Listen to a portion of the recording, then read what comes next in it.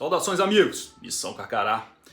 Este é o Notas de Sobrevivência, o quadro onde eu pego as notícias que estão por aí e trago sobre uma visão sobrevivencialista para a gente poder se preparar melhor, entender o que está vindo e estar apto. A primeira vez que a nossa geração lidou com uma pandemia da envergadura da Covid-19, isso nos trouxe muitas dúvidas. É normal ficar em alerta à chegada de algo desconhecido, ainda que tivéssemos visto o que estava acontecendo lá no mundo muito antes, uns 4 meses antes aqui no Brasil. Mas afinal, tudo que se achou que aconteceria realmente ocorreu? Pelos cálculos que fiz, vivemos foi uma pandemia a 22% do projetado. Mas aprendemos a nos preparar e adquirimos hábitos importantes de proteção biológica, organização, do que é essencial aos sobrevivencialistas para que possam viver e não depender extremamente do poder público que estava seriamente debilitado a essa altura. Outra coisa importante é a gente ver como que projeções, como fomes avassaladoras, corpos deixados pelas ruas e muito mais não se confirmaram. Ou seja, a gente se prepara e consegue ter agora uma leitura muito melhor de qual é o poder de uma pandemia nesse atual estágio da nossa sociedade, ou pelo menos dessa primeira leva que veio tão forte para cá, diferente de outras pandemias que a gente já enfrentou, mas que não foram tão abrangentes, né? Como a da H1N1, por exemplo. Veja aí.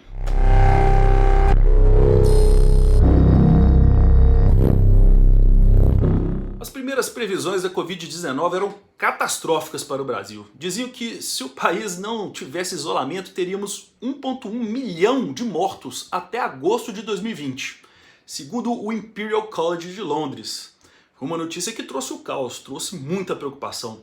O ministro Mandetta, à época na saúde, disse que teríamos caminhões carregando corpos pelas ruas. Dentro de suas casas, as pessoas mergulharam nas tretas da internet e um mundo polarizado ainda mais se tornou mais grave. Explodiram acusações infundadas de que o Brasil estaria fazendo tudo errado, de que seríamos o pior país no controle da pandemia. Ativistas começaram a tomar as ruas querendo impor uma revolução para destituir as forças policiais, alegando racismo, violência e outras coisas que eram fomentadas por ativistas. Foi pesado. Mas quando agosto chegou, o panorama era bem outro. Os casos no Brasil eram 3,8 milhões, os mortos 120 mil e os pacientes totais internados 250 mil.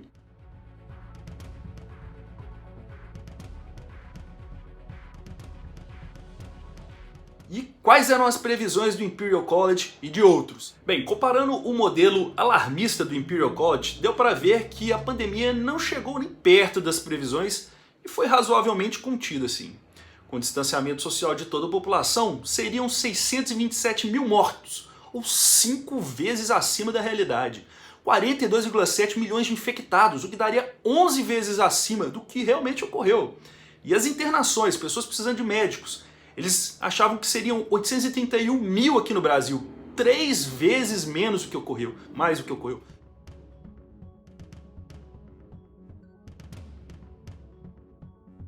Com o distanciamento e o reforço no isolamento dos idosos, a previsão era de 529 mil mortos, 4 vezes acima. Teríamos 42 milhões de casos, 11 vezes mais. E 702 mil pessoas estariam internadas, um número 2,8 vezes maior do que aconteceu.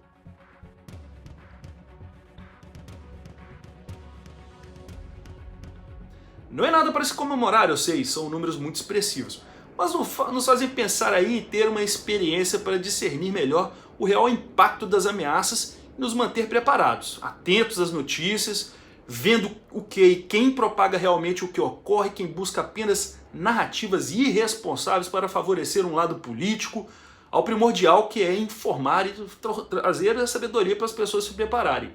Uma pandemia a 22% do poder, que realmente é uma defasagem de mais de 80% para um alerta, que coloca em dúvida, inclusive, então, a capacidade desses cientistas de averiguarem, caso sejam honestas essas previsões, não é? De averiguarem o que aconteceria com o Brasil. Bom, o que dá para ver aqui é isso. A gente tem que se preparar, não depender do Estado, não depender do poder público, apenas dele, ainda mais fraturado como está, ainda mais saturado de pessoas em situação difícil demais. E outra coisa é ver também com cuidado e cautela as notícias que chegam pra gente, porque eu não vi caminhão carregando corpos aqui no Brasil ainda não. E já temos vacina, apesar de que isso já é uma outra história, a gente sabe que só a vacina não vai reverter essa situação de uma hora para outra. Temos ali Israel, que começou a vacinar em dezembro, e até agora que começou a ter uma descida do número de casos, ou seja, levou 3 meses mais ou menos para começar a ter um impacto no número de casos e no número de mortos. Se você gostou, não se esquece de curtir, compartilhar, se inscrever no canal. A gente se vê na nossa próxima missão aqui no Missão Carcará. Até lá!